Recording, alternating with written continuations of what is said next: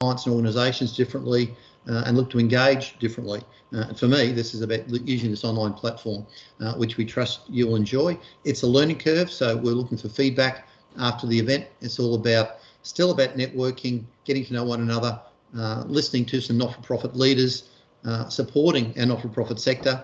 We're joined today by a number of NFP executives and board members, so very much welcome. This is for you as well. I'm very conscious of the fact that one of the challenges of the new world is staying connected. If you're like me and used to engaging with lots of people all the time, this is a brave new world. So I was very determined that all the organisations that I coordinate or run, we adapt to this new environment. And I can only commend you all to reach out to experts in this area, like Tristram, to help you get across this quickly. You can't take 4 weeks to do it. You need to take about 5 days. So reach out and grow. Today's program, we've got everybody muted because we've got about 25 online today. Obviously, we're going to hear from our guest speakers. We are then going to have some tips from Tristram about how to navigate the new online world. And that's very much a high-end overview for any of our small business operators that have never really needed to be too adaptive. We're then going to hear from Paul. And I must admit, Paul, we'd only ever spoken with via email. We've been engaging online in putting this session together, and I very much learned or enjoyed learning Paul's approach to acting as the CEO of quite a thriving NFP. And I think you'll find his insights very inspirational. And I think in today's environment, we need to find inspiration where we can, because we can't do it the way we used to. And so part of my mission is to, I guess, share inspirational leaders and ideas with my group. Then we're going to break into channels. So we're going to break us into some teams of 4, and that will give us a chance to talk offline in a small group, get to connect one-on-one, and then come back to the group with a few questions. And then around 2:30, for those who need to switch off, you'll be most welcome to. And for the rest of us, we'll stay online and have a quick round the table just to introduce ourselves, what we're doing, just again to try to encourage those connections. And then after the event today, we'll distribute names and emails of the attendees, encourage you all to find us on LinkedIn, encourage you all to one-on-one, reach out and connect, because we need to be doing more of that now more than ever. And our job is to help, I guess, facilitate all those things as best we can. Tristram, I might now call on you to give us a few of your better tips that you've been sharing with your clients in the last month or so about engaging online and sort of shifting our businesses more to a virtual platform. If I could pass over to you for some insights we'll all learn from. Sure, thank you, Matt. So hi everyone, thank you for coming along. I know a lot of us are struggling with the workload, where we're being inundated with just trying to get back to something that resembles business as usual while we're working remotely, and trying to figure out how to collaborate better across the teams that we're used to working in. So I do have a few things that I want to share in terms of tips on how to work better and more effectively remotely. The caveat being obviously that we're Office 365 and Dynamics 365 specialists, so we're very much wedded to the Microsoft stack. Luckily, that still applies to most people. And one of the things that's worth mentioning now is that Microsoft have offered a free trial for Microsoft Teams, which is the tool that we're using at the moment to run this meeting, obviously, for anyone who doesn't currently have it. So a lot of people have it but have never used it. They're not even aware that they're using it. They might be using Zoom or other tools on top of their Office 365 environment.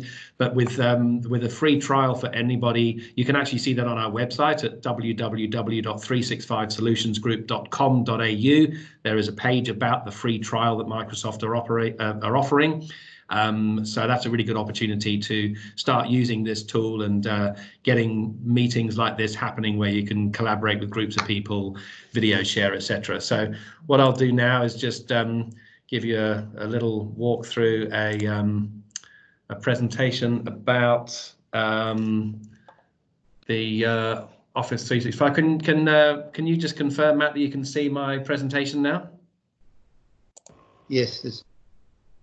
Okay, so just to walk through here, one of the first things that people need to think about when working from home is that a lot of us have rushed out the door, taken our laptops with us and our mobile phones and started work. This isn't to do with technology, but this is something that a lot of people have overlooked. You need to have a work from home policy of some sort, and you need to show due diligence as an employer that you've actually provided a safe working environment, even if people are working from their own homes. So it does seem a little counterintuitive in some ways that people are working from their spaces. But it is really important. Get yourself covered by performing the checks now. So if you go to that website on the bottom of the screen, you can actually just Google Work from Home Safety Checklist Australia, and you'll find a link to maps.finance.gov.au with the rest of the address there. And it just provides a form that you can get your staff to fill in, which just gets them to tick yes or no to all these questions about what are their working conditions, do they have adequate lighting, comfortable seating, is the area free of cables they can trip over, etc. If you haven't performed this, it is actually slightly alarming, but you can be held liable for an accident in the home if someone's working for you from that environment. So it's a really important thing to think about. And it has been overlooked by a lot of people, including us, for the first week when we started working from home.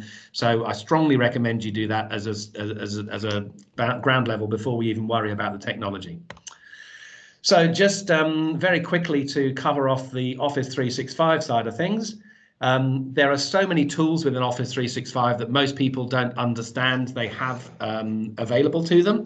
And what we often find is that people are using Office 365, but they're also using Zoom instead of meetings, and they're using Evernote instead of OneNote, and they're using Dropbox instead of OneDrive.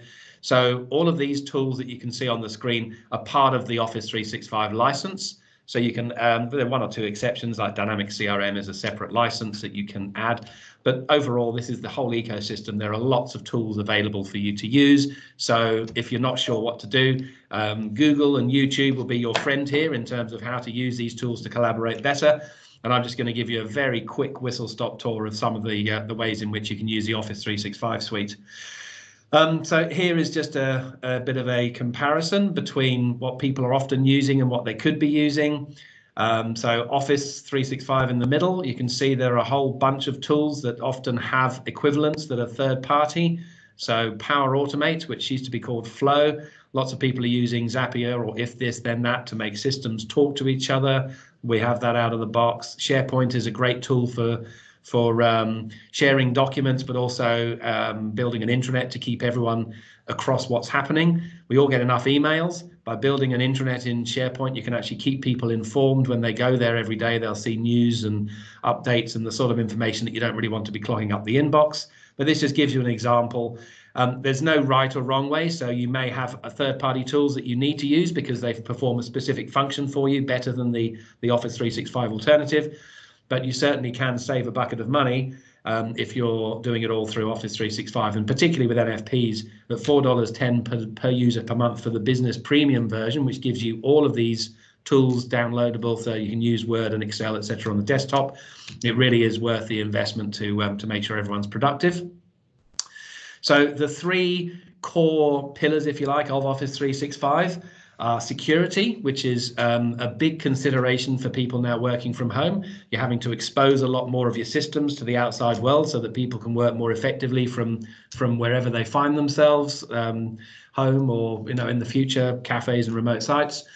Automation, which I've just touched on with Power Automate, but SharePoint also has a lot of automation in terms of workflows to make things talk to each other. And then Power BI in terms of reporting. So reporting is really important. Everything that happens within Office 365 can be captured and reported on. So who's moved documents, who's edited documents, who's deleted items, all of these things are tracked. So it gives you really good high-level security as well in terms of what people are doing and whether they should be doing the things they're doing. Okay, so cybersecurity is, as I mentioned, a big consideration now that we're all working from home and trying to still get access to all the systems in the back end. So one of the first things is that you're going to have to expose a lot more systems to the outside world. In lots of environments, people are used to using a VPN to access some of their workloads from outside the office. But now we really need all of the tools to be available to us. That could be through setting up a greater capacity VPN. Often they're set up for just a small percentage of users, given that they're not all trying to access from outside at the same time in a normal work environment. So you've got to expose all of your systems to people working from home so they can work effectively. But obviously that means that you've got then to hit the balance between security and ease of access. You want your staff to be able to work effectively, but you've also got to make sure you protect your data. And there isn't a right or wrong position on this. It really depends on your appetite for risk as a business. So some businesses have more sensitive data that they need to heavily protect than others who really don't have anything that's, personally identifiable information or credit card details, health records, etc. So it really is something that you need to decide as a business. What is your appetite for risk? What are you prepared to expose and risk it being exposed to the outside world? The tighter you get in terms of security, the less convenient it is for users. So there's always that payoff. But at the end of the day, you want to make sure that people aren't running off with your data and encrypting your information and holding you to ransom. So there are a whole bunch of tools with Office 365 that can help with that. So Office 365 has a very comprehensive list of solutions, and part of that is the idea that, because it's in the cloud, if you're hosting everything in the cloud, it's always backed up and you can recover it. Certainly SharePoint and OneDrive are really valuable tools. If you do suffer a hack where your data is encrypted, it's very straightforward to delete the encrypted files and restore the old files. So that's something that's really worth considering in this environment, because cybersecurity is a topic where you can never be bulletproof. You can never be completely invulnerable, but you can certainly mitigate it by taking steps to make it far less appealing to break into your environment than someone else's by putting up barriers. And if it does happen, then you need to be able to recover quickly. And so Office 365 has a bunch of tools in there that will help. And the last point is that multi-factor authentication is something that you absolutely have to be using now for every system that you're exposed to. So it simply means that when you log in with your email username and password, it's going to ask you for a code that gets sent to your phone. Not every time. You can do it so that it only reminds you every 60 days, and it will only then challenge you if you are logging in from a different IP address or a different browser or a different device, which it should do, because that could easily mean that someone has compromised your username and password and is trying to log in on your behalf. And there is a tool called Microsoft Secure Score. It's available in every Office 365 tenant. You can run a report to see how secure you are, and it will make a bunch of recommendations. It is a little bit IT speak. So we've actually got a tool called the Secure Score Audit, which will allow you to interpret those results. We can run that for you and show you what sort of steps you should be taking based upon your kind of organization and the data you have. So there are lots of tools there. If you need any guidance on how to set those up, again, Google is your friend. YouTube has a whole bunch of stuff to show you how to put these things in step. And on our website, we also have some guides on how to set up multi-factor authentication, amongst a whole bunch of other things to help you be more productive. So it's worth checking that out as well. So just to talk about the collaboration tools within Office 365, Teams is the one that we're using now and is obviously for online meetings. So video, screen sharing, call recording. There is a blur the background feature now that we're all working from home, and there are often distractions with people walking behind us and kids running into the room. Blur background can be quite handy to block that out. There's a perpetual chat so that you can actually have people belonging to a team and they can collaborate on an ongoing basis so that everyone knows what everyone else is doing in the team. You can share documents through it, put together little mini projects. So it's a really powerful tool. You've also got SharePoint, which, as I mentioned before, is the document management system. It's the sort of, think of it as the replacement for your traditional file server where you put everything in one place for everybody to find. Happens to be SharePoint in the cloud rather than the physical box in your office. But it also allows you to then put a simple intranet together. You can put it, make it very complex or very simple, and you can do a lot of branding or just make it a place where you put information for people to see every day that they log in. But it's a very valuable tool for getting people on the same page now that we're all working from different places without clogging up the emails. There are also workflows within SharePoint. So simple workflows, for example, where you can make one action trigger another action. So, for example, when you publish a document, there can be a workflow to go to approvals for several other people who might need to approve that document before it's publishable to everybody. So only you and the approver can see it until they approve it. So simple workflows like that. And there are certainly more complex ones that you can handle too, but those are some examples. And then digital forms, SharePoint, as well as another tool called Forms, are very good for getting rid of paperwork out of your business, so you don't have to worry about people printing things off from a home printer that may not be connected to their work device. So if you can get everything in a digital format, it just makes it far easier to collaborate across distance. Then OneNote is an excellent tool. Evernote is something that a lot of people have used in its place, but OneNote is a digital scrapbook. So digital scrapbooks basically enable you to capture information by typing in. You can make drawings in there, you can load up video and photos and so on. And because OneNote, for example, we use it in our business, it's real time, it's there for everybody. So when I go and meet a customer, I take some notes about that meeting, and then I can contact someone in the office and say, can you please just type up those notes into a summary of the meeting so that I can send that back to the customer. And they've already got the information there. I don't need to send them anything. It's available in OneNote. So that's a very powerful tool for collaboration. And then the desktop apps. A lot of people aren't aware that with Word and Excel and PowerPoint, these days you can actually collaborate with documents online together. So we've had this situation arise where we're working towards a deadline for getting a document in, and Kim might be working from her home, I might be working from my home or the office, and we can be working on the document together. I can see a little indicator of where her cursor is in the document, and I can be working somewhere else. So she might be working on the executive summary and I'll be working on the pricing, for example. So you can get groups of people working on the same document in real time through co-authoring with Office 365. So that's a very handy feature as well to get people collaborating better. And then one sort of tip that's more sort of general tech than Office is bandwidth issues. Now that everyone's working from home, the home internet services are getting slammed in every household. So even if you've kicked your kids off Netflix and stopped any video streaming, if every other household in the street's doing it, over which you obviously have no control, it can end up being a very scrappy experience. So you're quite often better off tethering to a mobile phone or using a mobile SIM in a router than you are trying to rely on the landline internet.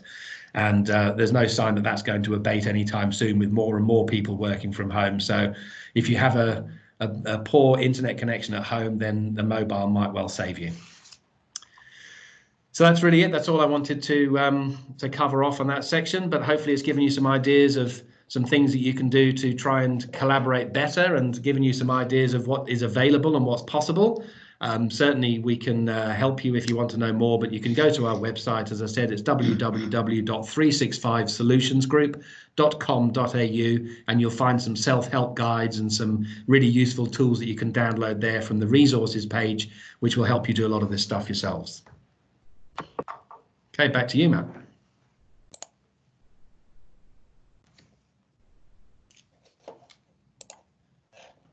You're muted, Matt. How's that? That's better. Now I go back to say those nice things again. No, I was just saying that Tristan's been a big help with some of our not-for-profit clients. The last few months we've had a couple that are journeying through their IT planning, really not with this current scenario in mind, but the amount of help that's needed is much greater than was initially anticipated. And I know one of the conversations that we're going to address with Paul is how he's prepared his organisation for the current scenario, and in fact how he's been preparing it for change for many years. I was speaking to a expert on telecommunications this morning about a client that had a particular problem, and he let me know that one of the consequences of offshoring all our support infrastructure, that means help desk, whether it's Telstra, Optus, or Commander, all those companies that have offshored into the Philippines as of 2019. As of 2 weeks ago, I think it was, of course, they've gone into complete lockdown. So all our telecommunication support infrastructure people are no longer actually working. So if you're running larger organisations that do rely upon your telecom platforms, I do suggest you stress test problem solving because Telstra and Optus, I don't think will be there to help, and you'll need to rely upon your service providers, who might be your account managers or your third-party consultants, to fill the gaps that in the old days we'd ring up Telstra to sort out software and hardware issues. So that was just a bit of update around what's happening with the telecommunications world, which is a major service that certainly a lot of the large organisations need. Now I'd just like to welcome Paul Tomassini.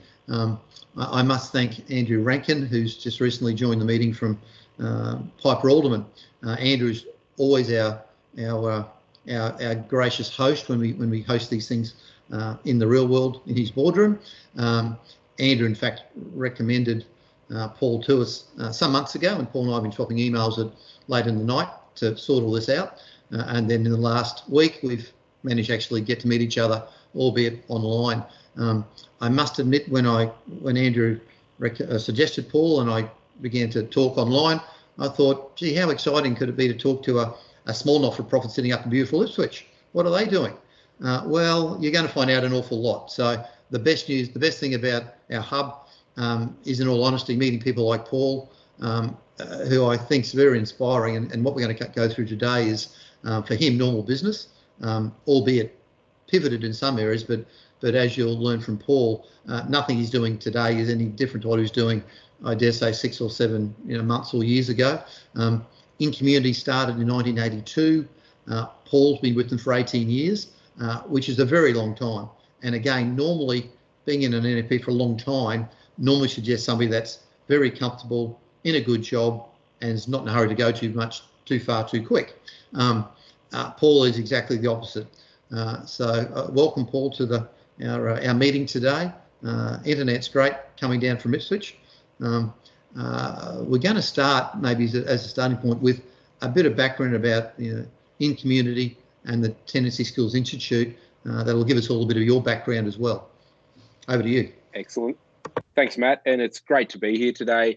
And internet is good here because I'm right at the moment sitting in an office that's usually full, and I'm the only one in here with fibre to the building. So I've got probably some of the best internet that any of our staff have at the moment. But look, In Community and the Tenancy Skills Institute, we're a medium-sized organisation. We've got about 25 staff on board, and as you said, we were established in 1982 as a very small organisation to service the unique needs of young people in Ipswich who are experiencing homelessness. Since then, we've grown not just in our reach in terms of our client cohort, but also a couple of years ago, we set up the Tenancy Skills Institute, which we did in partnership with the real estate industry to help meet the needs of people who are trying to enter the private rental market. And with that project, we've partnered with the state government and a heap of other partners, which I'll talk about later, to take that across Queensland, and there's plans next year for further expansion. So at the moment, we are a medium-sized organisation, so we're definitely small, and in terms of the partnerships and the organisations we work with, often we're the smallest organisation sitting at the table, but we still have quite a big impact. Thanks, Paul. So I guess the most topical question is just how are you coping as an organisation and as a CEO with COVID-19 and everything that it's meaning to us all?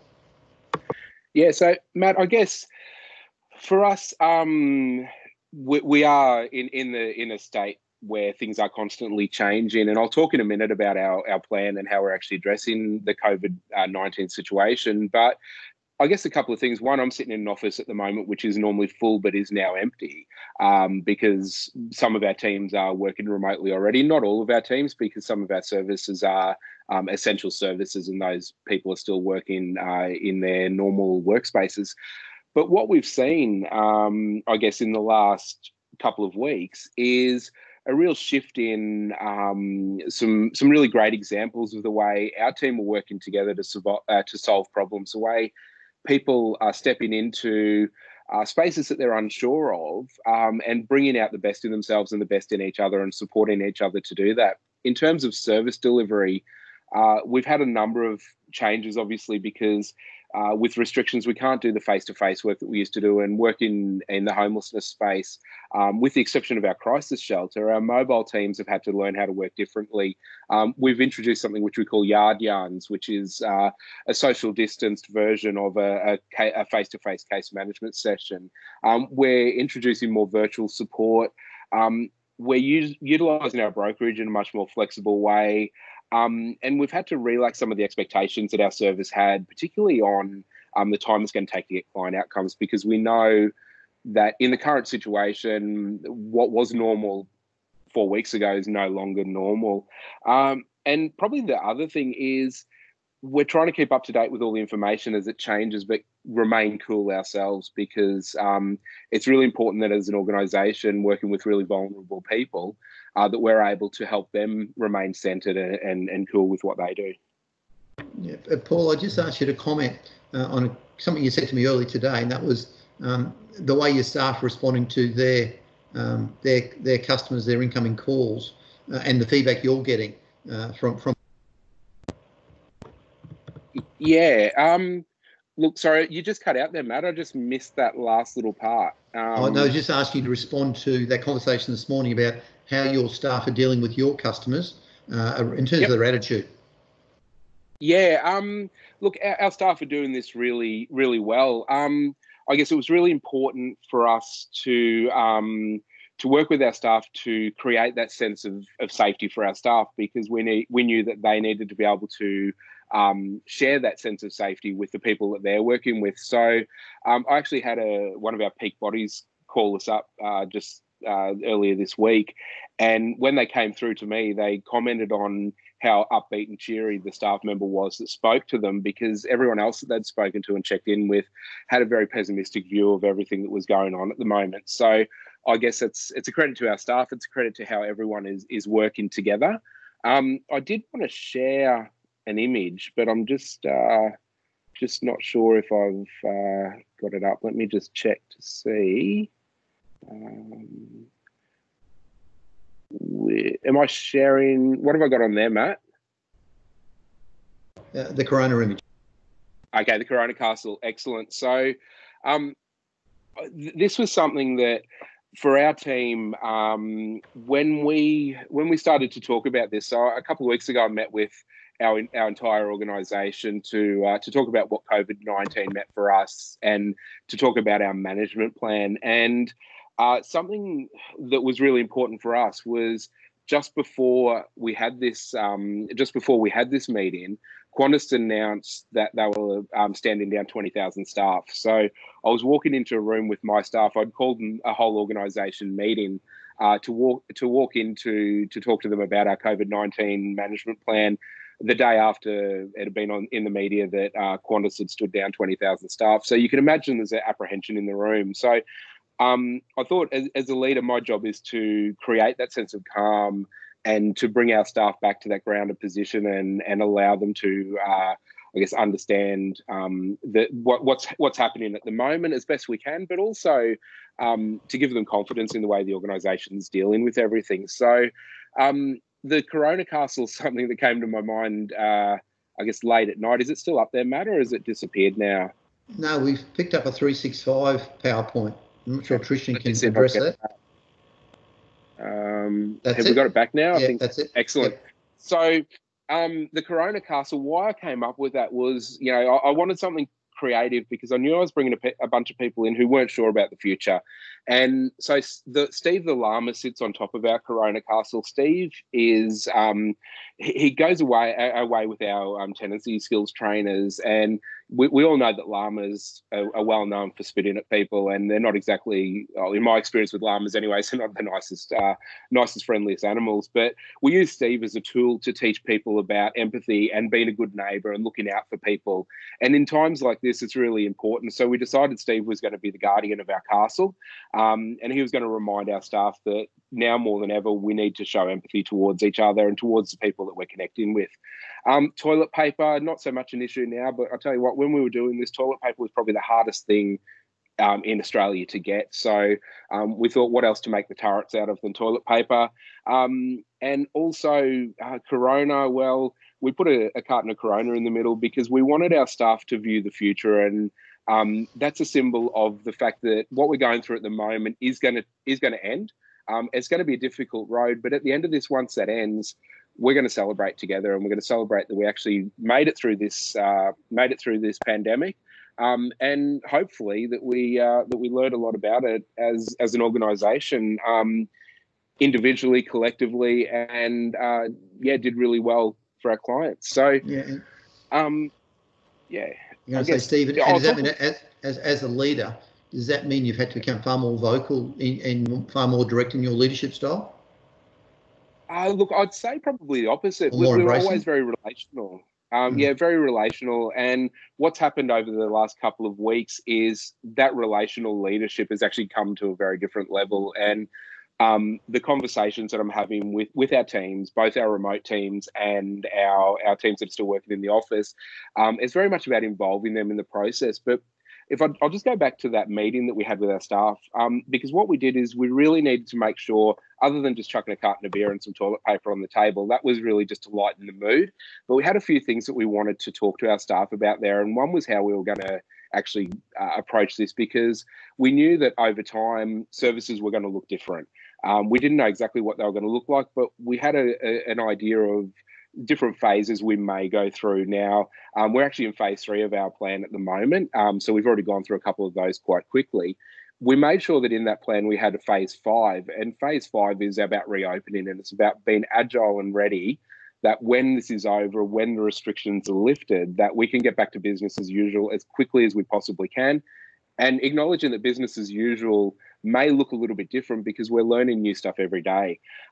There's a couple of other things that we did though, and we did something which is probably would most people in this time would consider counterintuitive, but we actually gave all of our staff a bonus. And it wasn't a big bonus, but what we wanted to do, that included our casual staff as well. We wanted to lead in a time of uncertainty by telling our staff, we've got your back. So we know that these times coming ahead are going to be tough. And we wanted our staff to have confidence in the organisation's capacity to be able to continue to operate regardless of what was happening with the outside forces. We did a couple of other things like unlocking all leave entitlements for staff regardless of how long they'd been working for the organisation. We spoke to our staff about our financial position as an organisation and what it looked like in terms of our contingency planning if government funding didn't come forward or if government funding was slow. So they were confident that we could actually withstand this storm and at the end of it be prepared for that next phase to get back to business as usual.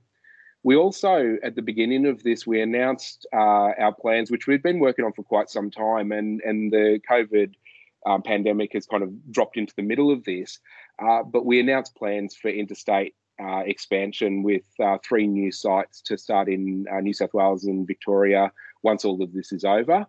And through that, we really encouraged our staff to, rather than get caught up in the chaos, because there was so much chaos happening at the time, to become what we call champions of calm. And they've really embraced that very well. And back to that conversation I was talking about just before with that staff member, she's really embraced that captains of calm and is really putting that through to the rest of the team as a leader herself, but also through to the people that she's working with, because our most vulnerable people, the last thing they need is someone who's chaotic trying to support them. I just wanted to share, if I can get this one to work. This is something that I'll just go back to it. So I'm just trying to, what have we got here? Do we have the chair yoga up there, Matt?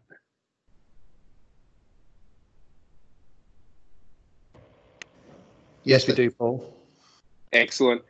So one thing we've started to do with our team that are working remote, and even our team that are still in-house, is 9 o'clock every morning we have a huddle, which we're using online conferencing for, and we do a session of chair yoga. One of our team members, Nick, who's there, is actually a yoga instructor, so he's been leading us through. just a little bit of mindfulness, a little bit of awareness, but to make sure that staff are connecting, and also that they're really focusing on looking at the positive side to the day, really starting off on a good step, and then they're going off to do their work. So then that team who's working remotely, after that, they have their own huddle and set their day's work and go from there. So. Thanks, Paul. Yeah, it's a great example of creating the right environment for your teams where you can't physically do it, but you're controlling it through the tools you've got and through the culture you're creating. And that Champions of Calm, I think, was a great example of setting a scene for the future and being still in a very hectic environment, which is no good for our customers. I'd like you to tell us a bit about the why piece, about why the organisation existed and why I guess you're still so passionate about it. Yeah, okay. So, look, we inspire people to believe in themselves so that they can direct their own future, so they can take control. And I guess now more than ever, people need to understand that they can direct their future, because that's coming back to that Champions of Calm thing. It's really important that the people that we're supporting, and even our staff, realise that whilst they can't control what's happening with the pandemic, they can control how they're reacting with it, and they can control what they do in their day-to-day life, within reason, of course. So having our team focused around this common purpose, which they have for years now, it allows them to continue to respond to the current challenges, but also keep focused on why they're there. We see lots of teams that were, I guess, marginal, I would call them, before. Ones that weren't really focused around a central purpose, and it was a little bit every man for themselves. And they're really struggling now because they were struggling in good times. And the work that we've done in the past leading up to this to get everyone focused on that common purpose means that everyone still comes to work focused on that common purpose, and they're there for the right reason. The really important thing, and I see a lot of people scrambling at the moment to change their business, to respond to what's happening. And there seems to almost be some sense that they need to change their purpose or why they're doing what they're doing. But the why doesn't change. It's just how you actually fulfill your why that changes. So our purpose still needs to be the same. But what we're doing now is we're reinventing the way in which we can actually fulfill our purpose, because we've got further restrictions in place, which means that the way we did business last month isn't going to be the same next month, for some time anyway. Yeah, so the message there is, as a CEO, we still have the same needs for our clients to fulfill. We just need to be smart enough to work out how to do it under the new circumstances. Absolutely. Which is the way forward. The other thing you mentioned earlier, Paul, which I took note of, typically not-for-profits struggle with culture, and they struggle with staff retention, and they struggle with keeping good people. And we see the consequences from outsiders working with NFPs. I was inspired, I guess, to learn that when you started, staff turnover maybe every 6 months or 8 months was the normal length of employment. But in the last 7 or 8 years, it's now almost 8 years, I think you said, on average, with your current team. Yeah, it's about 8 or 9 years. And I'll tell you a story about Mark. Mark's a guy that he was actually the first person that I interviewed. So I'd been with the organisation for 2 years. And in 2004, I just happened to be the last person standing. So I was given the keys and said, here you go, you're the manager now. And as happens in a lot of not-for-profits. And I'd come from a service delivery position, and we went through interviewing. And at that point in time, Mark was one of the first people that I interviewed. And our board, who'd been there for a couple of years in the organisation, they used to have a question that was, how long do you think you can commit to the organisation? And I guess that should have been a warning sign right from the beginning. But when we interviewed Mark, he thought about that question, and he said, look, I think I could probably do 2 years. I couldn't give you any more than 2 years, but I think I could commit to 2 years. And I think that was what got him the job, because I was so happy that someone was actually going to do 2 years instead of what they were used to. Because like you said before, if we were getting 1 to 2 years out of staff prior to that, it was that was an exception to the rule. And what happened then, Mark became part of the team, and Mark has been, he's still with us. He's the state manager of our Tenancy Skills Institute now. And he's been part of this journey of our development of our organisational culture as have many of other people. About half of our team have done more than 10 years with us. So I guess in building that culture, it's really focusing around being clear on our purpose. That's really important first. But acknowledging that you can't just drop in and fix a culture with one thing. It's everything that the organisation does fits together to create that culture. So I guess for myself, I was, I think, 24, 25 years old when I was dropped into the position of manager of a community organisation responsible for homeless young people. So I guess I didn't have a lot to start with in that respect because I hadn't gone down the line of wanting to be a leader or wanting to be a manager. I was actually enjoying doing the work that I was doing in service delivery. But what I did was I started to look at all the examples of bad leadership that I was seeing. And I thought the best place for me to start was to see what I didn't like, what my colleagues found to be really annoying, to be really difficult, and making sure that I wasn't doing those. And what we did was we started to create conversations within our team. We invested in our people. We involved our teams in the process. So this wasn't something that was done in isolation. Everyone was part of building that culture who was there. Now, some people along the way dropped off, and I call it weeding the garden, I guess. We've got to weed our garden, but first of all, we've got to know what are the weeds and what are the flowers. And, that's a learning process. When you're new, the longer you're around, the longer you're doing this, you start to work out the difference a lot quicker and you start to know the right questions to ask. But we had to acknowledge our challenges as well. And one of our biggest challenges as an organisation, and we provide residential services, that was primarily what we did at the time, was communication amongst staff, which is ironic considering we were teaching young people how to communicate as part of our work every day. But we developed a tool which we called a commitment to communication because we had a lot of challenges with that team at the time of the way in which they communicated or didn't communicate each other, but then expected things to change. In that, we had things like we didn't blame, we became more relational. Everyone was part of that journey, so everyone had a responsibility. And that led us to starting to talk to each other differently as a team. And it wasn't about who was leader and who was a member of that team. Rank played nothing to do with it. It was around everyone in that team needing to have a really good foundation of communication. We got a couple of years into that and we actually got rid of that document because we no longer needed it. We'd actually sorted out that problem, and then there was enough build-up of that culture within the team to keep that going. We changed the way in which we recruited, and this was, I guess, a pivotal moment for the organisation because we used the, I guess, more traditional way of selection criteria and looking at people's resume as the primary source of merit for the position, and the actual person sat down below that. So what we ended up with was some people who could write really great applications, but when it came to the work they were doing, it wasn't that great after all. So we really shifted that, and we had one staff member, I remember, who really challenged us on that, and we brought him in as a relief casual staff member. And when we recruited him, his application wasn't very strong, but he had some good experience, and there was some good referees on there. But his written application wasn't very strong. But when we started to talk to him, we unpacked a whole range of stuff with him that was absolutely unbelievable in terms of the way he connected with people and exactly what we were looking for in our organisation.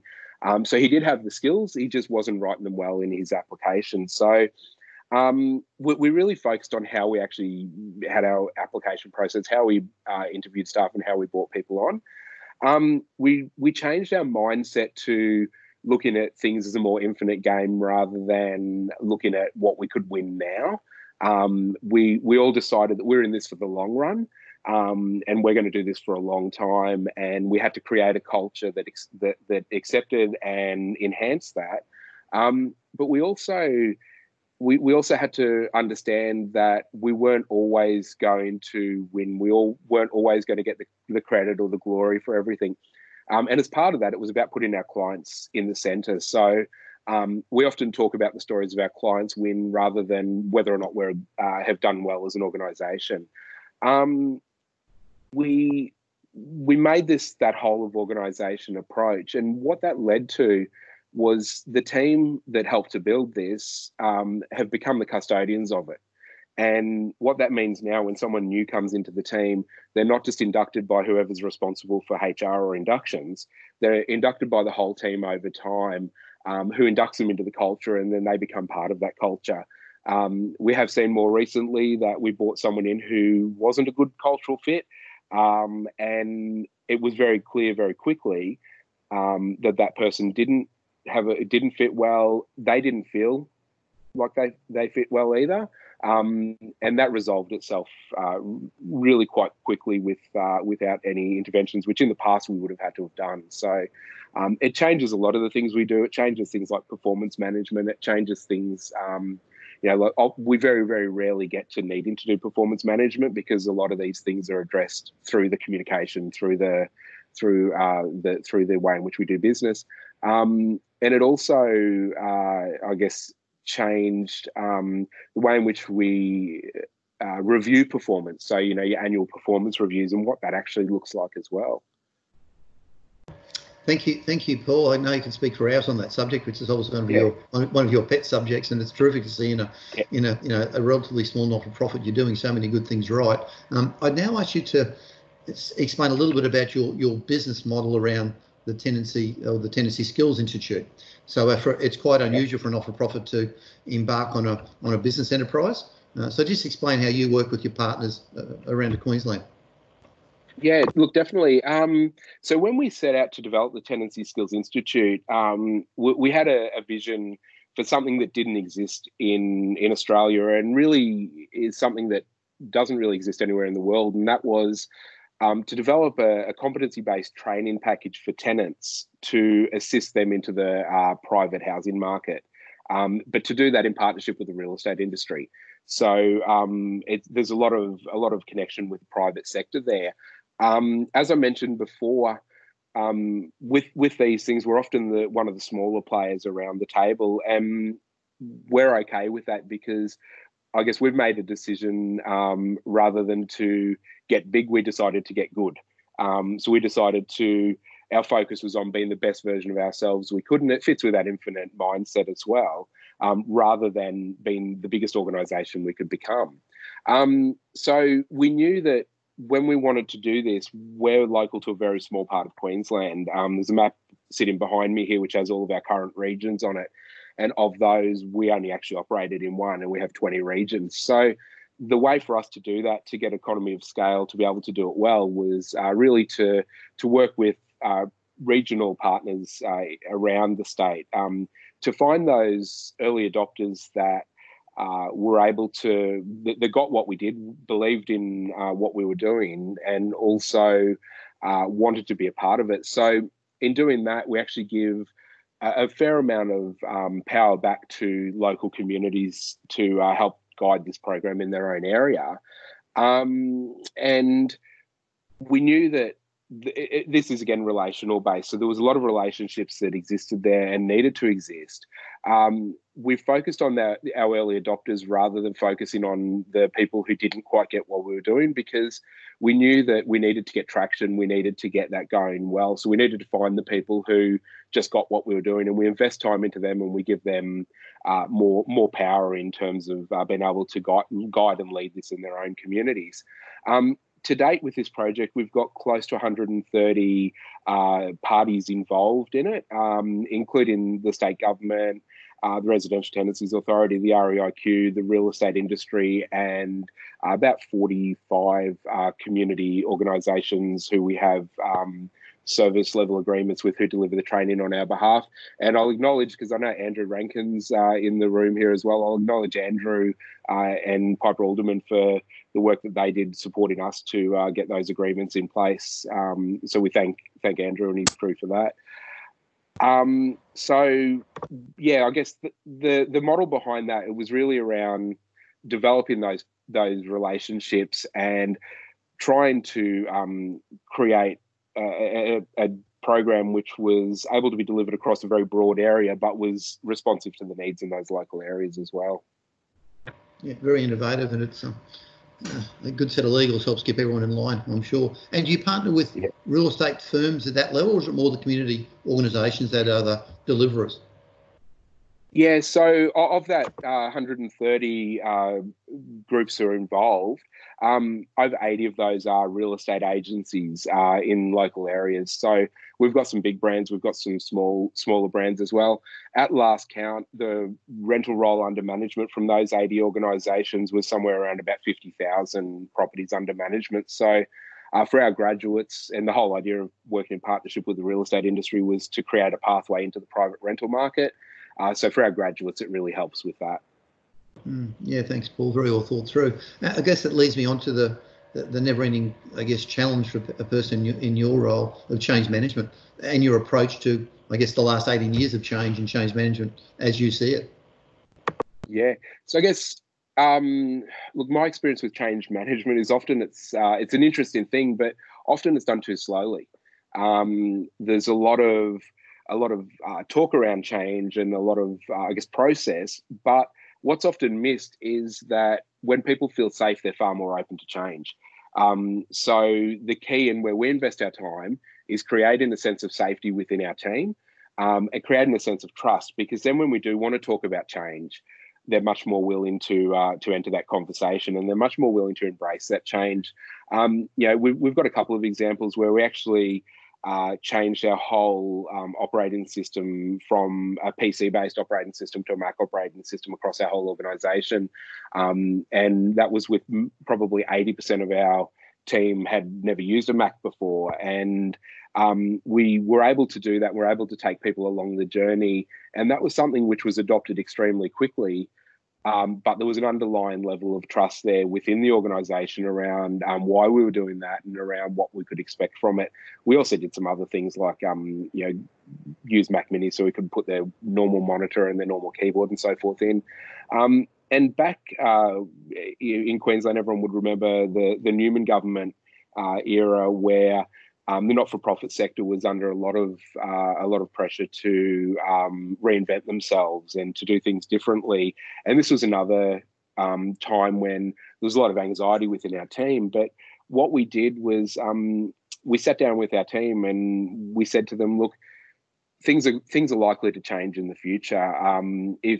If you could do anything now differently to what you're doing it right now, what would your job look like? And that was met with silence because no one wanted to talk about it. So we went back and we went back with the question again, and I said, look, if you could do anything differently in your job and you still had a job, what would it look like? And once we'd addressed that issue of safety, all the ideas came out and we actually designed a restructure together. And the whole team was part of that restructure. Everyone spoke about who could do different jobs, who would fit best in the jobs. There wasn't one redundancy. Everyone got the positions that they were keen on, and then everyone was able to get to work. And from that, the staff feedback from that process was that their biggest fear was that they would be made redundant, because when they'd heard restructure in the past, it meant redundancy. But what they got out of it was the opportunity to actually do things that they'd wanted to do for a very long time, but didn't feel they had an opportunity to do because of the structure of the programs that they were in. So I guess for us, change isn't a big thing because we're constantly in that state of change, but we also don't change just for the sake of changing. We need to be able to tell that there's going to be a much better outcome on the other side. And look, our team's in a significant space in change at the moment in terms of the way they're having to do business, and they're handling it without any problems at all and coming up with innovative solutions every day. Yeah, thanks, Paul. I'm hearing a lot about shared vision, culture, open communication, trust, and a lack of any sort of fear, which is obviously a key ingredient. How would you suggest other organisations create more innovative organisations in respect of the clients we work with or the firms we're working in? In respect of your experiences with innovation? So I guess we need to be courageous as leaders and I guess have that understanding around courage and vulnerability. So Brene Brown's done a lot of work on that, and there's some great, there's even something on Netflix that she's done. So courage and vulnerability is really important when it comes to innovation and to the way in which we run our organisations. It's important to play to people's strengths. And a few of my staff have come up to me recently and said, look, you have a knack of being able to identify what someone's strengths are and stream them into that place so that they can actually become the best version of themselves. So I guess what that means in terms of, if we want to be truly innovative, we might employ someone to do something, but then find out they have skills and aspirations in another area. And if we can support that as an organisation, we have a much better chance that that this stuff will actually really take off for us. We also need to understand that, are people innovators, are they early adopters, or are they something else? And when it comes to different parts of workplace or different parts of their life, they may sit into different categories. So if we expect that we're employing someone to innovate, they may be really innovative in certain areas, but when it comes to other areas, they may actually be a laggard in that area. And it's really about understanding that and opening up a conversation.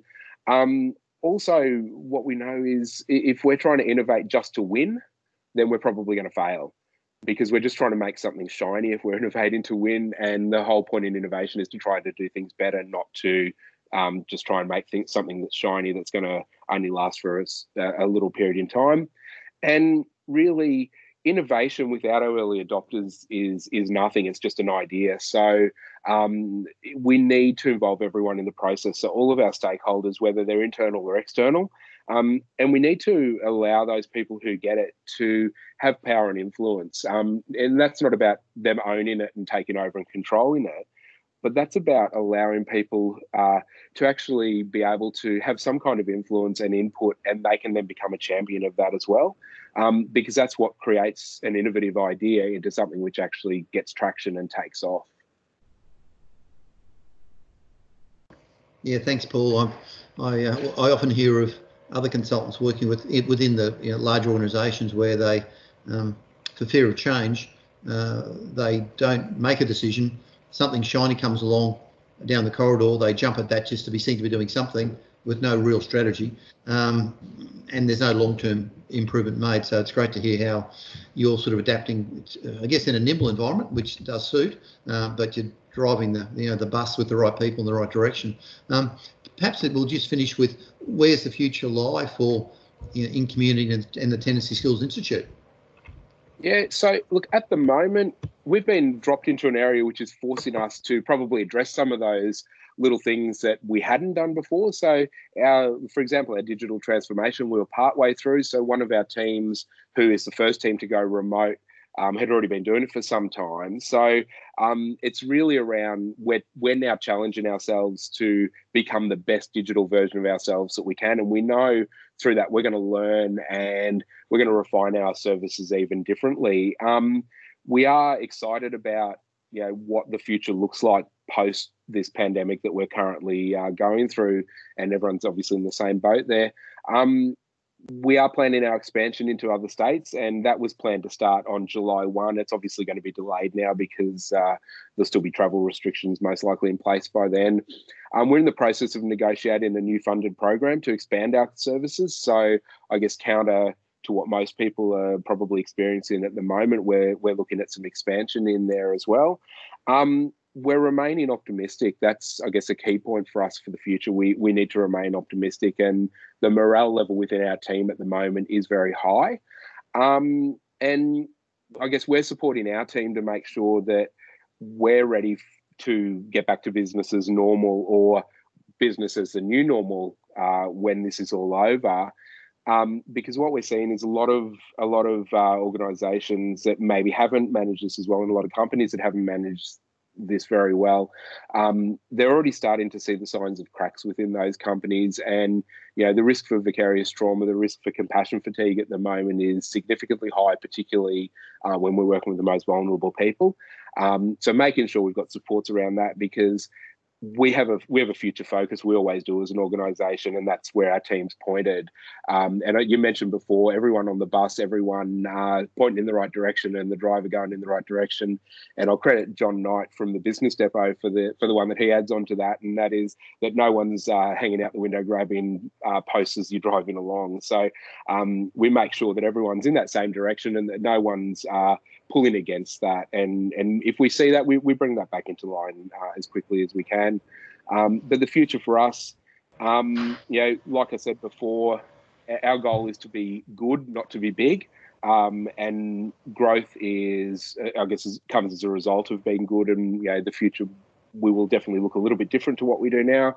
But we don't have a particular goal of being a particular size. We just have a particular goal of having a really good social impact, a great team, a great focused team, and making a big difference in the lives of the people that we work with. Yeah, thanks, Paul. We haven't got time for it today, but in some of our earlier discussions, you talked about the way you measure social impact. So I'll put you on notice, and I'll put our audience on notice that we'll have another session another day, and I'd love to talk about how you measure social impact, which for us NFP supporters, it's so important to see how a good NFP can get a good return on our support and your resource use. But we haven't got time for that one today, but we'll put that as a future reference. The next thing we're going to do is, Trish, I'll hand over to you. We're just going to get some questions through the chat functionality of Paul. We've got about 20 online today, so we can't have an open forum. We just never get anything done with communication. But Trishman, can you just guide us through using the chat functions on Teams, please? Sure thing, Matt. Excuse me. So if everyone has on their screen with Teams, if you're looking at the little toolbar at the bottom, which should have a red circle on the far left showing that we're recording the session, and a red hang up option on the right. In from that, we've got a little icon with two bodies, which is hide or show participants, and then we have a chat window next to that with a little dialog box. If you click on that, you should then see that there's a little chat window comes up on the right-hand side. So I'm just going to put a note in there so everyone can hopefully see this. So yeah, if you've got any questions, please enter them in the chat window to the side there. So I've just sent that through, so hopefully you can all see that. We have one person at least joined us from a mobile phone, so they're not going to be able to see that, obviously, they're just hearing the audio. But most other people should be able to see the chat window. So hopefully, if anyone's got any questions, they can place them there. Tristan, do you want to lead off with a question whilst we're waiting for the chat function to get going? So Paul, you've obviously done a lot of really innovative work, which is excellent to see, and just what's needed in this space. What would you say was your number one tip for how to deal with the remote working situation? So you obviously got a very positive culture and a real go get them, the can-do attitude. But what's the restriction that you're finding most difficult to work around with remote working? I guess the biggest restriction, the biggest challenge that we have at the moment, and I think everyone is having this, is the internet. The internet is constantly causing some challenges for us. But the other thing, and I saw, and I believe it was a post on LinkedIn that someone had just this week around people who were working remotely feeling micromanaged. And, one of the challenges that we have, and one of the things we need to resolve is how we support our remote team without actually looking over their shoulder too much any more than what we normally would. So one of the things we're doing is, I've said to my team, I'm going to personally call them once or twice a week, but that's to check in rather than to check up. So I'm checking in with them just to see how they're traveling with remote work. And I guess we've got the advantage that in the last 12 months with the Tenancy Skills Institute delivered a program all around Queensland, we've spent a lot of time on the road. Personally, this financial year, I think I've spent 60% of my time out of the office, and our other staff, some of them are probably up to around 40 or 50% of their time out of the office. So we've already been doing this for a while with, things like having our shared drive in order, having the documents that are needed so that people can work remotely properly. They were some of the challenges that we had to come up against when we first started. But definitely as we move forward in this space, really making sure that we're providing the best support to our staff, and through things like our morning huddle and just checking in with people, and also trusting that, they were doing the job when they're in the office, they're still going to be doing it when they're at home. Yeah, I'd just add to that one thing that that we're doing that might be seen as micromanaging by some organisations, but it's actually kind of designed to be the opposite, is that every morning we set up a perpetual meeting for the day within Teams, so that everyone can see everybody else and be able to say, you know, reach out and say, for example, hi, I've got a question, can you help me? We take on a lot of interns in our business, and when they're first starting, they obviously need more assistance. And we found it works pretty well to be able to have everyone on chat, because then you can just simply reach out just as you would swivel the chair and say, have you got 5 minutes, or can you let me know when you're free for a question? We can do exactly the same thing on Teams. So it's not about a big brother policy of making sure you're online and you're working, because pretty soon this is the new normal. People are going to figure out that if you're gorging on Netflix, that your job's going to disappear. So I don't think that's really the issue here. I think it's more about enabling people to be productive, and that's one thing Teams is really good at, being able to get everyone to reach out to each other and just say, hi, I've got a question. And if the person they're reaching out to isn't free, everyone else gets to see the chat and might be able to intervene and say, actually, I can help you with that. So that's one tip that I suggest that you know, people might be wanting to adopt. Yeah, absolutely. Thanks, Tristram. Looks like we haven't got too many questions coming on chat. Is that right? No, so we haven't had any so far. And that's okay, because we can give Paul a break for a minute, and we can move on to our small group discussions, where the concept here, everybody, was to break into probably 3 groups. I'm just going to talk to Kim. I've allocated some team leaders to try and direct the little mini groups we're going to break up into. So I've got Sharon Musker from Wise Up, who's one of our long-term supporters. Tristram, who's been helping us with our online today, and I'll ask David McDonald to play a role.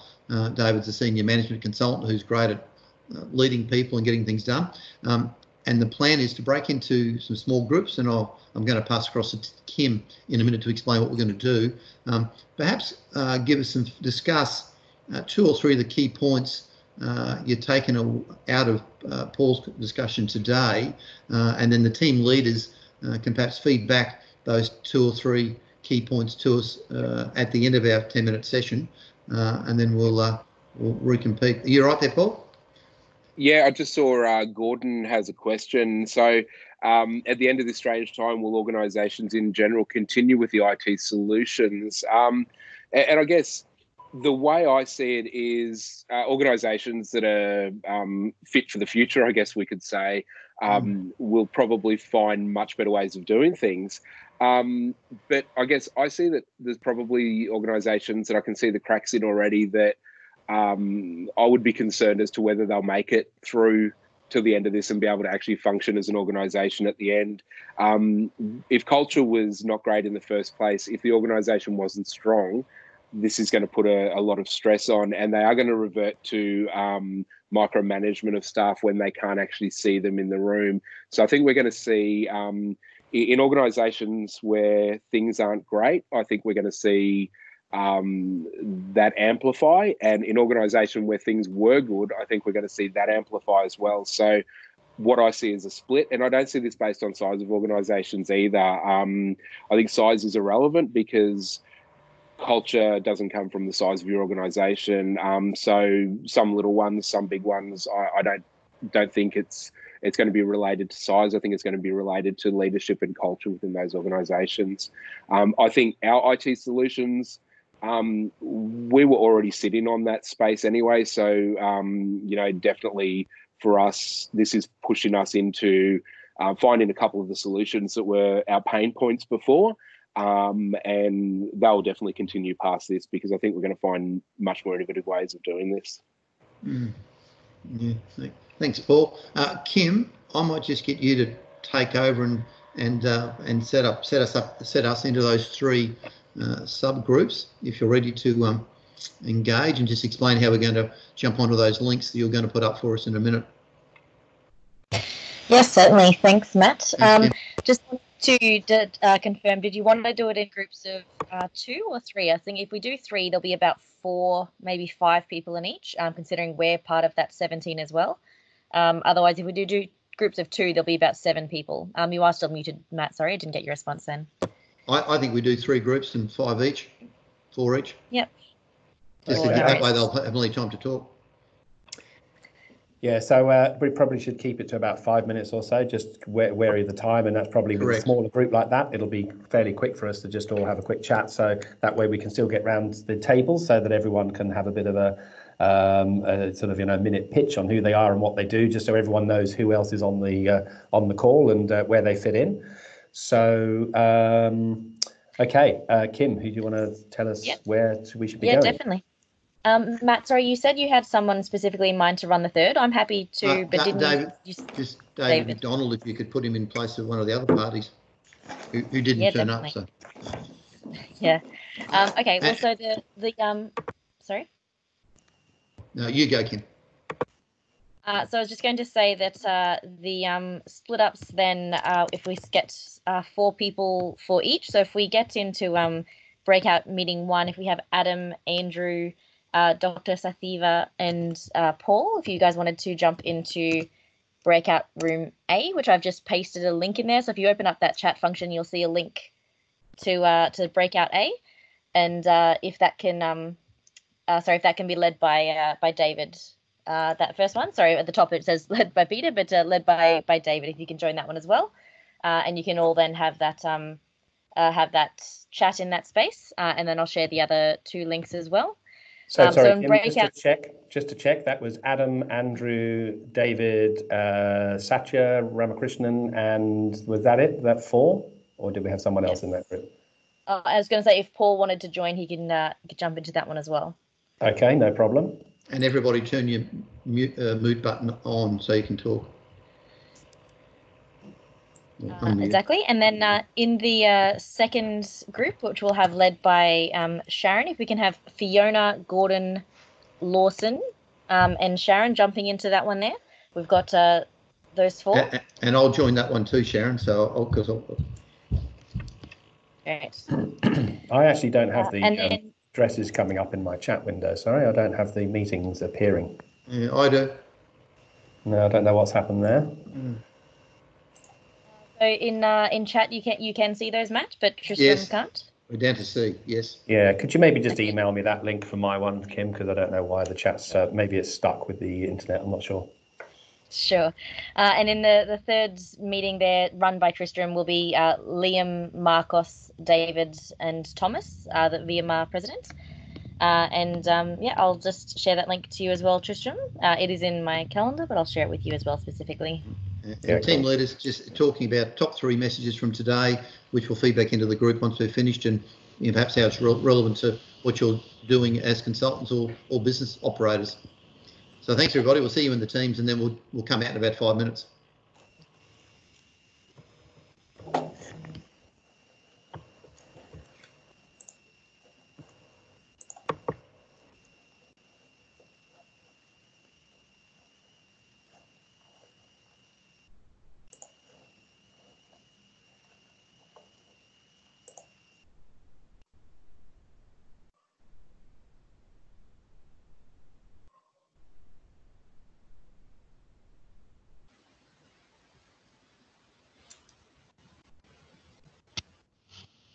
Are we all in?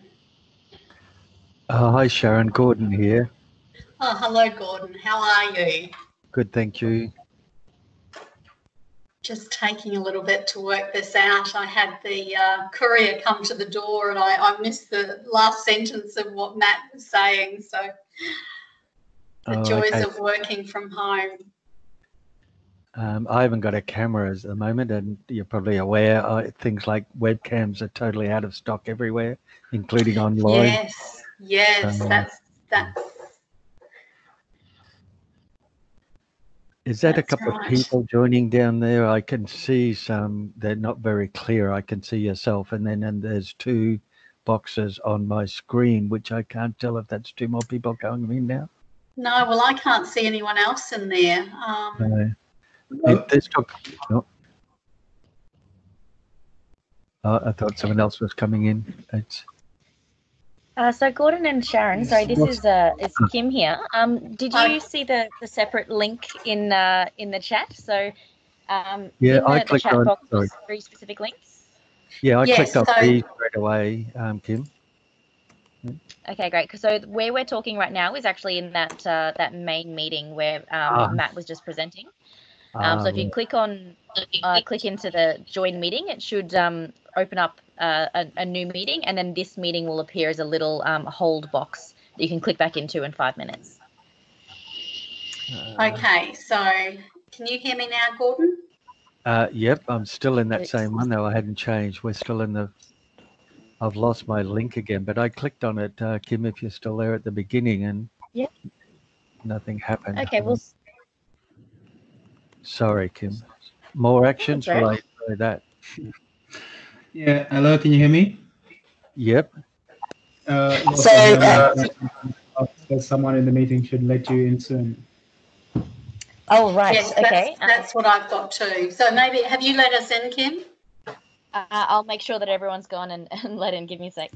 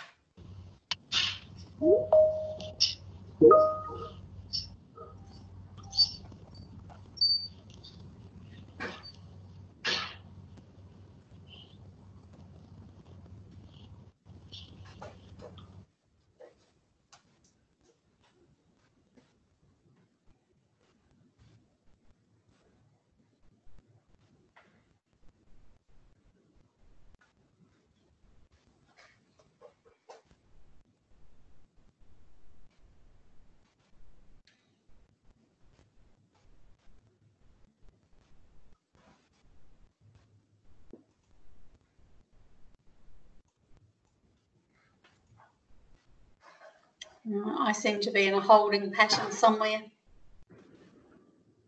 Is that Sharon? Gordon here. I can hear you, but I went back and tried to go into meeting B again. I've tried it twice as well. So yeah, I think we're just waiting for someone to actually accept it. Kim has to accept it in to get into that meeting. Yeah. The whole new world. It is, Gordon. It can be a bit daunting. This is my first meeting on Teams, so I'm same.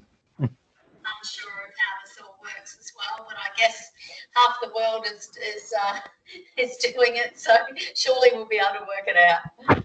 Exactly. Bit of patience and. Gordon, tell me about yourself. I'm the treasurer currently for Volunteer Marine Rescue Brisbane. We're based at Shorncliffe. Yes, yes. So we're trying to be busy every day interpreting some of the mixed messaging from things like the volunteer organisations, Marine Safety Queensland, the Water Police, general health directives, and trying to keep everyone informed, I suppose, so that everyone as in the organisation first, and then so that we can put out messaging via social media so that the boating public will know at least what we are doing and be confident in us. Yeah, so I did read, I don't know whether it was I read or I saw it on the news, but understand you can only go out on the water if you're going to fish for food, fish to eat. Is that yeah, how? It was unfortunately, there's a mixed message in their rush to get it out, because what they're looking at, of course, is that it's a Queensland-wide directive. So they're trying to allow for, remote Indigenous communities that fish every day for their families and for their community. Right. Because it doesn't, commercial fishing is fine, that's essential. So that continues with anyone with a commercial license. But of course, what we're worried about then with the mixed message is that everyone thinks, which has been happening, is like the beaches, it's the boat ramps are crowded and the water's crowded with people. Oh, someone there. No, not in yet, Kim. It's just me, Lawson here, but I think we'll just be on hold for a while. Okay, hi Lawson, it's Gordon. I'm waiting to go into meeting B as well. Yeah. Sorry, who else have we got there?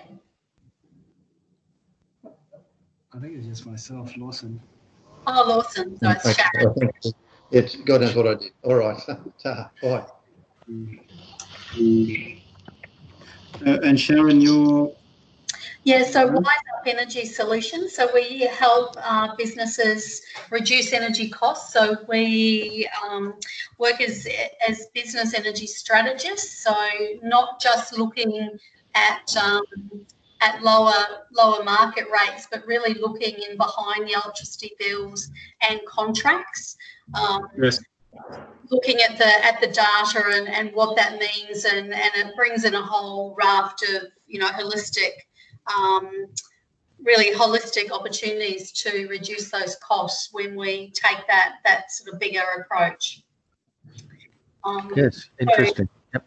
Really starting with an audit of the last 12 months worth of bills and contracts, and that breaks down where we can find the holes or the leakage, and planning then to get the best outcome when we get to the end of this. So that can be different strategies for the one business, and that may be implemented over a period of time. Sometimes we're lucky enough to be able to find those quick wins, which gives immediate savings, immediate cost reduction. Other times we need to balance that off with a longer term strategy. But all along, it's really educating to support and give back some empowerment, because really we've been very captive buyers of energy in the past, and now we really need to take back some of that control and put our business into a position where we're the buyer. And to do that, we just need a little bit of help to understand the market, to understand the actual consumption, and what the different contracts mean. So just piecing it all together and advocating for the customer. Sharon, if I could just jump in there quickly. We're going to do a round robin of all the participants at about 2:30, where we can get to explain what everybody's doing. Lawson and Gordon, are your videos cameras turned on, or you haven't got that capacity? I don't have a camera, a webcam. That explains that. Is that Sorry. you, Lawson? Yeah, mine's off, but I won't be here beyond 2:30. I've got another conference call. That's okay. No, that's all right. Sharon, I was going to ask you if you'd like to do a 30-second vote of thanks to Paul when we get back online in the main group. Yep. Okay. That's why I wanted to join this group, to be honest, just to give you a little bit of a heads up. Just simple and to the point. Then we'll have a round robin. We're having a bit of a chat to see who else was there waiting. So we can't get in. Is that the outcome? Yeah, I couldn't get into the group. Could you?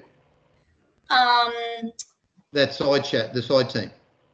Well, yeah, this is the side team. No, we're in the main community. I think something wrong with that link. Sharon and Lawson and I, Matt, have still been waiting to get in, so we were chatting ourselves. Anyway. No, that's fine. That's the whole idea. It doesn't matter where you're chatting, because I found the link, but no one was there, and I couldn't get out of it. So that's all right. We're just learning how to use this system a bit more effectively. Gordon, where are you from? VMR Brisbane, same as Thomas. You're the treasurer. That's correct. Yes. Sorry, I'm just putting names to email addresses. Welcome along. Thanks for joining us. Lawson, I guess you guys are all. Lawson, you're working from remotely, I guess, eh? Unfortunately, I've got to go, everyone. But thank you all for your time, and really appreciate it. We hope to get Ben from your Sydney office talking in a couple of weeks to us too, so we'll get you back online for that. All right, excellent. Thank you. Thanks, Lawson. Talk to you soon. Thanks, Lawson. Thanks, Lawson. Bring us back. They're going to bring us back to the main group, I expect, anytime soon. So part of the challenge has been getting teams to function within these multi-channel environments, which we've managed to do, but it's been a little bit challenging, but we got there at the end of the day. And Gordon, what business are you in when you're not involved with being the treasurer? In the past, I'm semi-retired, but in the past 20 years, since GST, or prior to GST, I started a bookkeeping business and became a BAS agent. And before that, I was Ansett Airlines. So I'd still be with Ansett if they were around. So I would hate to see Qantas or Jetstar go down. Or Virgin. Or Virgin more the point. I don't think Qantas is going anywhere fast, but they can't exist in an environment where you can't travel. No. Although I tell you, a current problem is I've got a client needing to ship items from the US. That was going to cost $3,000 3 weeks ago, and today's it's $15,000, which I guess I guess that's in a function of lack of flights. Yeah, there's no capacity. Yeah. So he got a hell of a shock when he tried to reschedule it, and the price went from $3,000 to $15,000. And that's where everything grinds to a halt for a while. So the startup, I think, as the politicians are well aware, is going to be not that quick. Is now exiting. So, guys, I think we've got most people back in. I'm just looking at the participants list. We've lost a few, but I don't know if they're still in a breakout session. Lawson signed off. A few people, I think, had to sign off for other meetings. Yeah, sure. So, Thomas, are you back in this meeting? Tristram, I believe I'm back here. There you go. Yep. Okay. And Marcos, you're here as well. Yeah, I'm back here. Okay, fantastic. So it looks like we're all basically back. So should we throw to? Are you going to change the screens?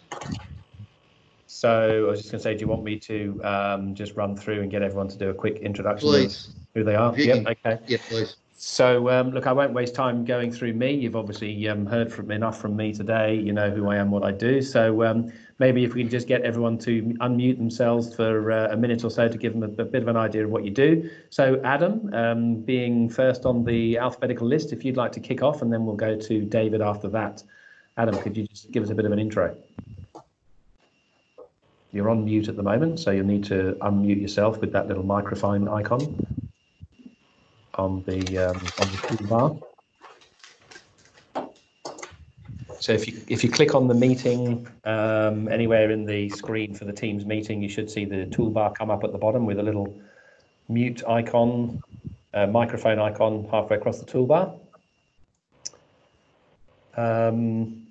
Okay, Adam, we might come back to you. David, are you there?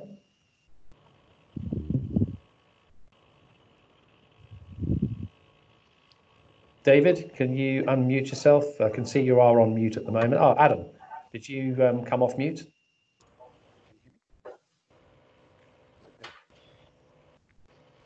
Adam, are you there? Can you hear us?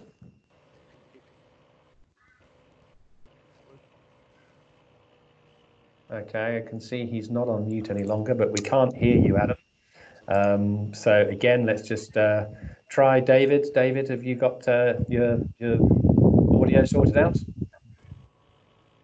Still on mute at the moment.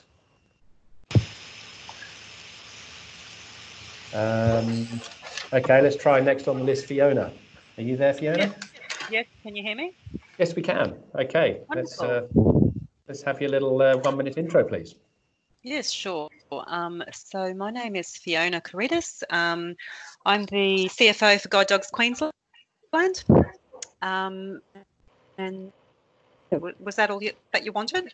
Oh, just or did you want? Just a little bit of what you're doing in the business, or just a sort of 30 seconds. This is what we're currently up to, or the challenge we're facing, or something along those lines. All right. So we have we've got our pandemic plan enacted and our business continuity enacted. And we have commenced our communications plan with updates from the CEO and the GMs on a weekly basis. We've now had for 3 weeks transitioning people working remotely, which currently is working okay. We've got Zoom and Teams enacted. The current challenge is servicing the clients. So just around the fear factor with clients and PPE, etc. But I guess that is a challenge for all community services. Yes, and I guess the fundraising also, community events, etc. Yeah, fundraising certainly seems to be a challenge universal. also. Yeah, lots of organisations I've spoken to have seen their donations fall off a cliff right now because everyone's a little concerned about what happens next week, next month, and for the coming months for themselves financially. And just so people know, I'm not sure if Fiona introduced herself, but Fiona's the CFO from the Guide Dogs. Yeah, so she did cover that at the beginning. All right, thank you very much, Fiona. So just quickly flick back to Adam. Have you sorted out your audio now? Not yet. Yes, you have. We can hear you. Oh, have I? We can hear you, yes. Oh, okay, that's good. That was an accident. All right, so if you could just give us a 1-minute intro, please.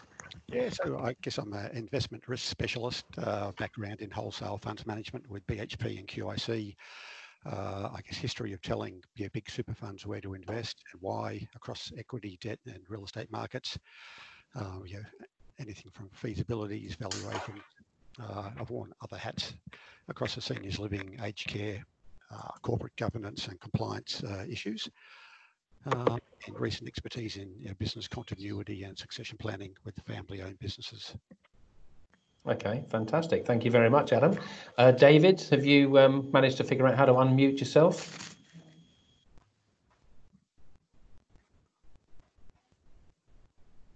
No. Okay. We might just. Oh yeah, there you are. Yeah, we've got you. Yeah, no, you won't believe this. We get 100 megabit per second all the time, and during this session, the Wi-Fi has dropped out 4 times. Typical. That's the way these things go. Yeah, Murphy's Law. Yes. So, David, if you could just give us a 1-minute intro, please, on who you are and what you do. Oh, you're on mute, Matt. Yes, Dave, you muted again, I think. Yeah, you're on mute again. Okay. There we go. Yeah, I'm a partner at i3 Australia. We were formerly performance improvement partners. We're a full-service firm in the vein of PwC, KPMG, etc., just without the external audit focus. Primarily, we will focus on just what we do in the not-for-profit sector. One of the partners in the firm, Sharon, she's been a CFO in the not-for-profit sector for many years. And we've actually been helping organisations digitise their, finance and ERP systems, get their processes set up so that they're optimised, so that they can reduce waste and improve their performance. And yeah, it's been an interesting exercise. And with the downturn as it's occurring at the moment, we're fortunate enough to be working with some organisations that are using this as an opportunity to get ready for the recovery, rather than shut down. So it's a useful time for us as well, because it gives us a lot of time to get a few internal processes and methodologies and products fully developed. All right, thank you. And I'll reach out to you, David. I think there are some synergies there that are worth exploring in terms of how we might be able to team up to help people. So thank you for that. Gordon, are you able to give us a quick minute intro of yourself, please? Yes, certainly.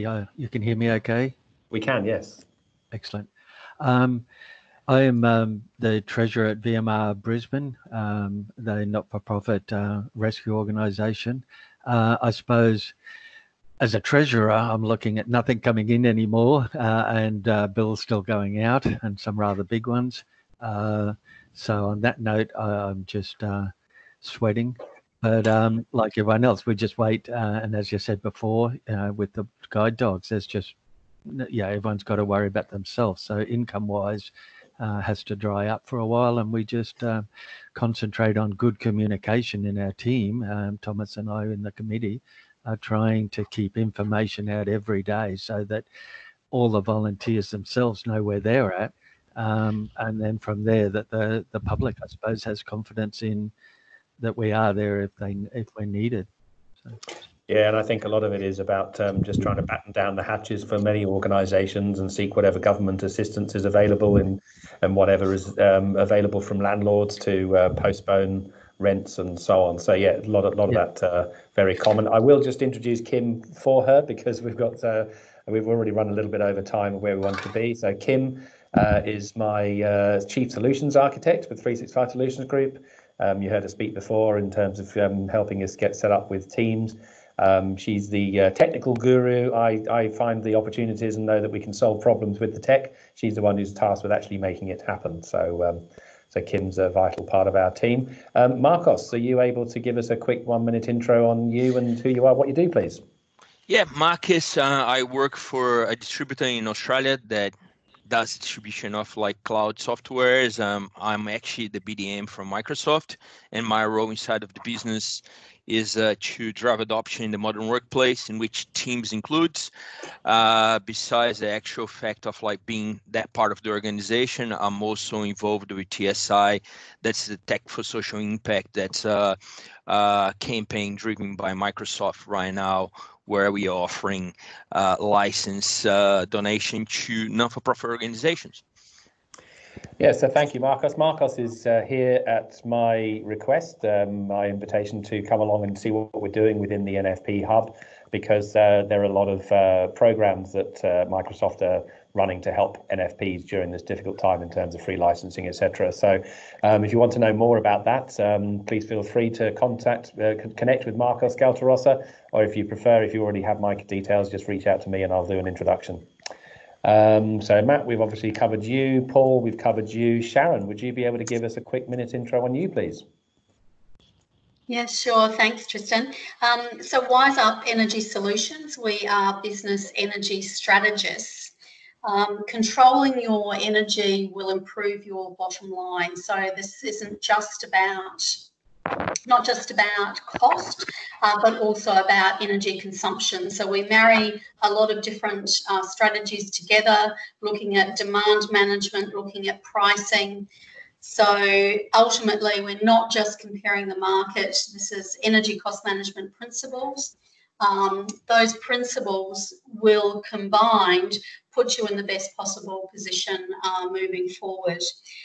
Unfortunately, commercial contracts will still need to be renewed, and I urge any organisation that has large commercial contracts to really look at the environment, to look at the contract end date, and it's not something to leave till the last minute. So having some time will certainly put you in a better position.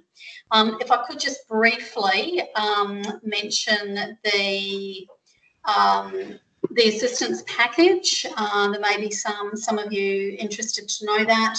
Residential power bill relief, there will be $200 credited to your electricity bill on the 30th of April, and that's a combination of the Queensland State Government, $100 basically for electricity and $100 towards your water bill. The small business incentive is $500 also paid to your electricity bill on the 30th of April. Now, there will be a lot of small businesses that will fall through that crack, and the crack really does have a lot to do with how your electricity meter is configured and the coding behind that. So if anyone wants to know more, please reach out and I'll check that out for you. Thanks very much, Tristan. Thank you, Sharon. And last but by no means least, Thomas, we still have you to go. So could you just do your 1-minute intro, please? Thanks, Tristram. Hi, everyone. I'm the president of Volunteer Marine Rescue Brisbane. As Gordon was saying before, he's the treasurer, and we're both on the committee, obviously.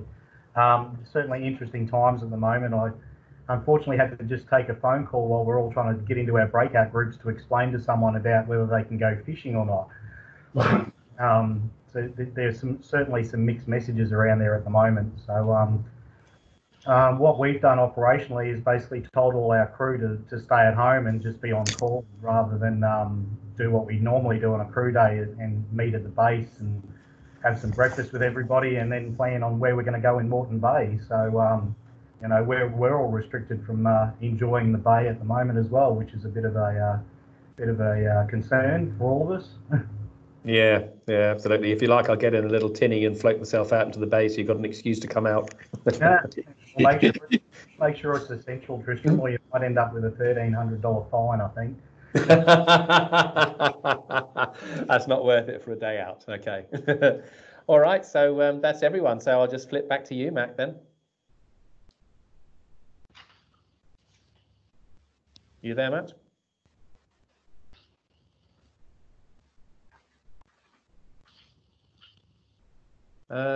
Looks like Matt might have dropped off. I don't know whether he's done. I've just come back in. No, my internet just crashed for 10 minutes.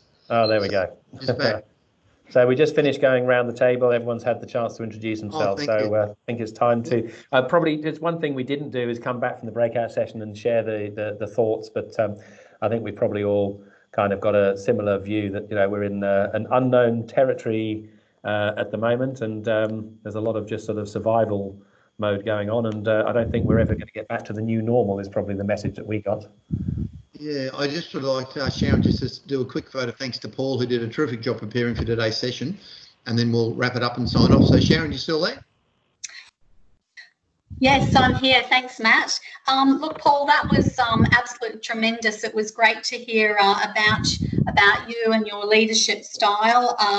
4 things I really took out of your presentation was confidence in leadership, inspiration, accountability, and not to mention empathy. So I just wish, you know, all of you, your families and your teams really, you know, stay well, and thanks, Matt, for organising today. I think this is a great initiative so that we can, you know, come together and still keep this not-for-profit hub alive and well till we can meet and shake hands properly. Yeah, thanks, Sharon, and thanks, Paul. So just and thank you very much to Trisham for driving the show today. We'll continue to improve this. We're aiming for our next event to be back on its normal Wednesday schedule, which is the 15th of April. And so the schedule, we've got our next 3 months already booked up. So we'll now start getting some invitation and content out. If you can help us by spreading the word for these events, because we're now online, so there's no reason why we can't spread the word through our networks, you know, around Australia and or globally. And we look forward to talking again soon online. And I'd encourage you all to connect with each other once we send out the contact details in the next few days, and to keep this organisation sort of active and engaged as best we can, albeit through the new environment. So thanks, everybody. Stay safe. We'll keep some content flowing through the system, and keep sharing. And thank you to Tristram. So bye for now. Thank you. Thanks, everybody. Thank you. Thank you. Thanks. Bye. Bye, everyone. Thank you.